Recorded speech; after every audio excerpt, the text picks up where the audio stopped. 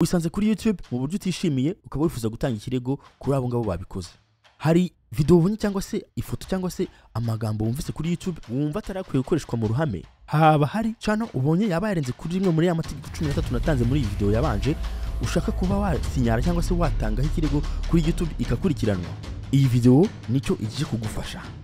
Nitwa Nakanaklete, guhaye ikaze. Niba ari ubwa mbere uje hano kanda subscribe, cyangwa se niba usanzwe utarakanda subscribe bigore please, ubundi twiyigire uburyo dushobora kubyazamo internet umusaruro cyangwa se dushobora kuyikoresha mu buryo bwiza.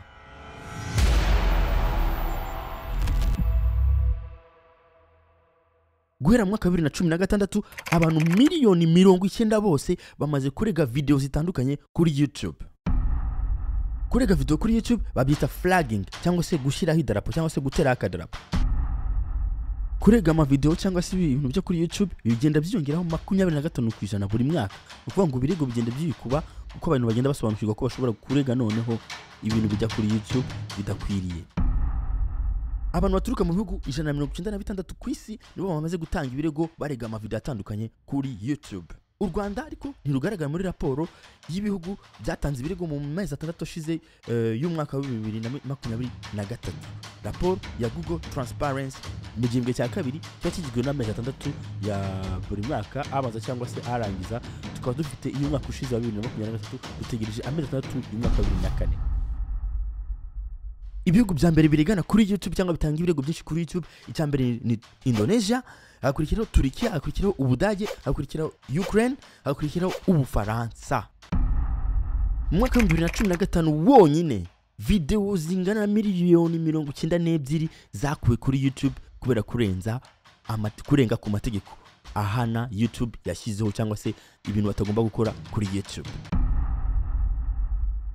Iyo hari video cyangwa se ifoto cyangwa se comment cyangwa se ikindi kintu gikuwe kuri YouTube bisabwe n'umuntu wari we wese, nyuma yo kurikiza inyuma inzira zateganyijwe, ibyo bitabishyirwa muri report ya Google yitwa Google Transparency Report. Abatabizi mbibutse ko Google ayo yaguze YouTube mu mwaka wa 2006, akaba ariyo mpamvu bishyirwa muri report ya Google. Iyo report ushobora kwibona nawe kuko nta kintu na kimwe bahisha, byose biri hanze. Ni ukuvuga ngo na leta n'u Rwanda rusabye video kwikurwaho cyangwa se umunyarwanda undi akabisaba, iyo video itishyirwa muri ya report cyangwa se bagashyiraho mu Rwanda hari video yakuyeho yarenze iri tegeko imeze gutya. Iyo report ngiyi ushobora kuyisanga hano ngaha nawe ukareba, ukaba wayisoma ukareba uko ibiteye. Niyo mpamvu YouTube ishobora gukuraho video cyangwa se Cano bakayisiba burundu. Ibyo ngibyo bikorwa iyo habayeho kurega video cyangwa se flagging, niko babyita mu rurimi rw'icyongereza. Niho gushinga idarapo kuri video ukayerekana, tuvuge ko ari nk'agasozi ugiye ugateraho idarapo hejuru, ukaba weretsa abantu uwo musozi ko hari ikibazo cyangwa se ukaweretsa abakozi ba YouTube ko hari ikibazo gigomba gukurikiranwa aho hantu. Ushobora kumbaza ngo mbese kubera icyo ngomba kwirega YouTube ntibibibona? Ubusanzwe YouTube ifite abakozi bitwa content moderators. Abagabo nibo bantu bahembwa amafaranga menshi ariko bakora akazi gakomeye ko gucungana n'ibintu bije kuri internet bakabikuraho bitaratindaho.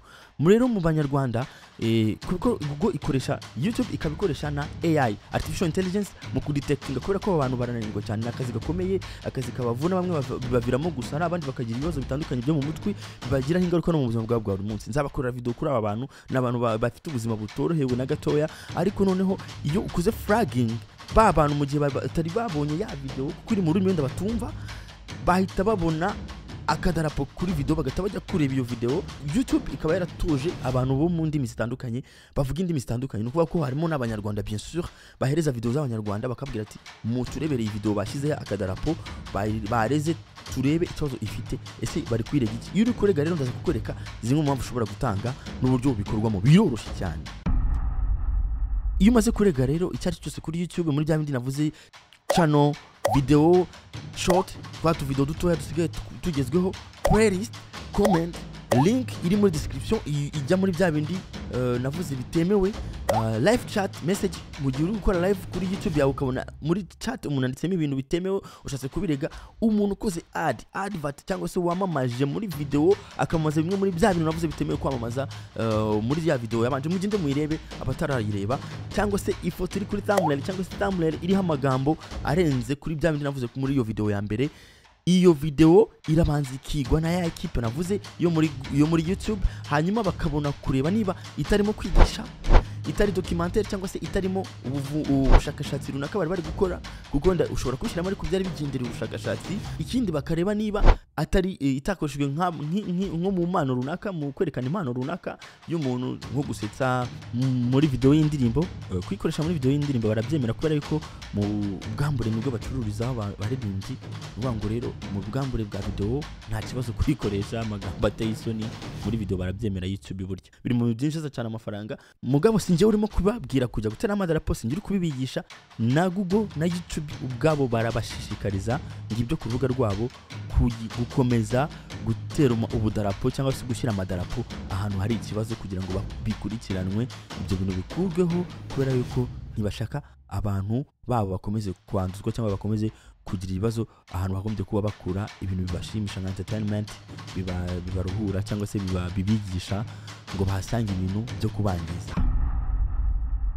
Ese waruzi ko n'amategeko y'u Rwanda abihanira? Naguteguriye ingingo mu gitabo cy'amategeko ahana y'u Rwanda, ndaza kuziguha, komeza urebe video. Ngaho kanda subscribe nzemere ku buryo uteraho akadarapo. Mbere yo kugusobanurira uburyo utanga ibirego, reka maze nkubwire bimwe mu byaha bibiri mbona bikabije cyane kuri YouTube zo mu Rwanda cyangwa se kuri video z'abanyarwanda.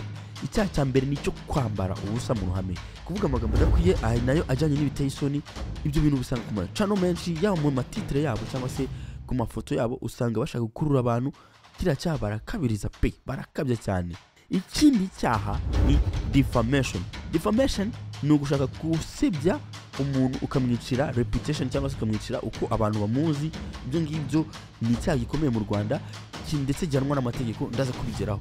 Ni ukuvuga ngo defamation irahanwa cyane, ari YouTube irayihana ndetse n'amategeko y'igihugu aragihana. Urugero, umuntu runaka umufashe ijambo, uramuvuze, ushatse kumwangiriza izina, witwaje ko ufite Cano cyangwa se ko ufite ikinyamakuru, ubaye ufite ikinyamakuru cyemewe muri leta, ushobora kuba wakora izo commentaire wenda kuko ufite association inyuma yawe y'abanyamakuru bashobora kukuvugira ariko ugiye mu mategeko. Gusa kukurega biroroshye kuri YouTube yitwaje defamation, ku buryo uri kumwangiriza izina cyangwa se company runaka cyangwa se business cyangwa se umuntu, ku buryo ushobora kumwangiriza izina, kurigarura bikazamugora. Reka mbwire rero uko wabigenza biramutse bikubayeho cyangwa se uramutse ubonye umuntu wisha amategeko muri yayandi nababwiye. YouTube ikurikirana video zaharezwe amasaha 24 kuri 24, iminsi 7 ku minsi 7, abakozi ntibaruhuka baba bareba video.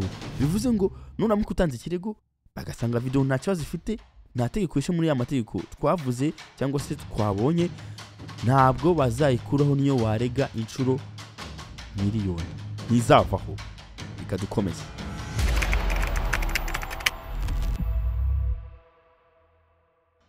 Reka duhere ku bakoresha telefone za iPhone cyangwa se iPad bareba YouTube. Kurega video, jya kuri app ya YouTube, uje kuri video ushaka kuripotinga, ukanda kuri turiya tudomo dutatu, ukande report, hanyuma uhitemo impamvu ushaka kuripotinga. Ni irihe tegeko iyo video utekereza ko yaba yishe. Nurangiza kubishyiramo, ukanda ngo report. Kuripotinga short cyangwa se twa video duto tusigaye tugezweho. Reka mbibutse ko kuripotinga ruko ugomba kuba signinze in cyangwa se bafite umwirondoro wawe winjiye muri YouTube imbere. Niba utabikoze ntushobora gusaninga in kuko ntibamenya ninde watanze ikirego. Uvuga ngo rero bazi kore sign in, ubundi uje kuri iyo video ushaka kuripotinga, ukande kuri turiya tudomo dutatu, ukande kuri report. Nundi uraza guhitamo impamvu ivuga iyo video icyo yakuze cyangwa se itegeko yishe muri amategeko YouTube idukangurira gukurikiza. Ubundi ukande report.